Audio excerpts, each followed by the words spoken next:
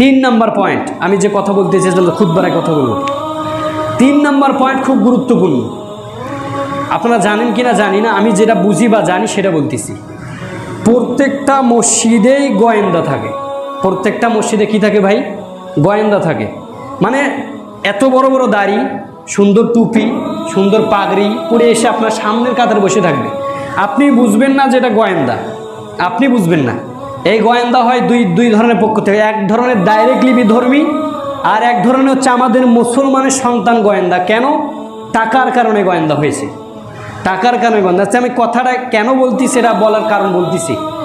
কারণ অনেক কথা আসবে যেগুলো খুব ইম্পর্টেন্ট। আমি বলেছিলাম মুসলিম জাতির অধঃপতন কেন, মুসলিম জাতির অধঃপতন কেন, এবং এই অধঃপতন থেকে ওঠার মাধ্যম ইনশাল্লাহ এই বিষয়ে আলোচনা। এই জন্য গোয়েন্দাদের কথা বললাম। তবে গোয়েন্দাকে একটু উদ্দেশ্য করে কথা বলি। ভাই, আজকে তুমি মুসলমানের সন্তান, যেটা সে তাকেই বলি, আজকে তুমি মুসলমানের সন্তান হয়ে যে মুসলমানের বিরুদ্ধে গোয়েন্দারি করতেছ, তুমি মনে রাখবে একটা কথা, তোমাকেও মির্জাফরের মতো তোমার গোয়েন্দাগিরি করার পর, মুসলিম জাতিকে অধঃপতন করার পর, মুসলিম জাতিকে নিধন করার পর দ্বিতীয় টার্গেট তুমি গোয়েন্দা হবে তাদের। দ্বিতীয় টার্গেট তুমি গোয়েন্দা, যে গোয়েন্দা রয়েছো তুমি তাদের দ্বিতীয় টার্গেট। মুসলমানকে দুনিয়া থেকে উচ্ছেদ করার পর, মুসলমানকে দাসে পরিণত করার পর দ্বিতীয় টার্গেট হবে তুমি তাদের।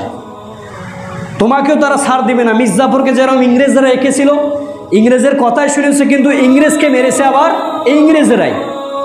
এরকম তুমিও যে টাকার বিনিময়ে গোয়েন্দারি করতেছ, এই একদিন আমাদেরকে অধঃপতন করবে, আমাদেরকে নিঃশেষ করে দেওয়ার পর দ্বিতীয় টার্গেট তুমি হবে। সালাউদ্দিন আইয়ুবী বলেছিলেন, সাইফুদ্দিন তার চাচাতো ভাই বলেছিল, ও সাইফুদ্দিন, আমাদের সাথে যদি তুমি ইসলামের কাজে যোগ দিতে না পারো, বিরোধিতা করিও না, তুমি তাদের হয়ে কাজ করতেছো। মনে রাখবে একটা কথা, আমি সালাউদ্দিন মারা যাওয়ার পর দ্বিতীয় টার্গেট তুমি সাইফুদ্দিন হয়ে যাবে তাদের।